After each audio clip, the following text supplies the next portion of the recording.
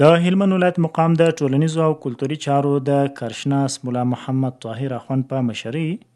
د متبرکو کتابونو، دیني اوراقو او کاغذونو د ساتنې او شرعي اصولو سره سم د له منځه وړلو د منظم میکانیزم او ترتیب په اړه ګډه ناسته ترسره شوه. په دې ناسته کې د هلمند پوهنتون پوهنې ریاست، د حج اوقاف ریاست، د امر بالمعروف او نهي عن المنکر ریاست،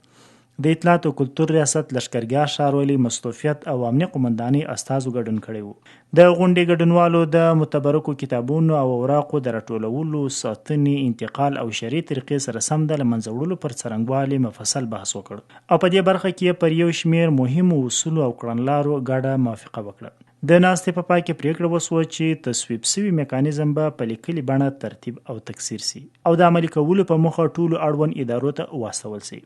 ترڅو د متبرکو کتابونو او دیني اوراقو د ساتنې او درناوي په برخه کې په ټول ولایت کې واحده کړنلاره پلي سي.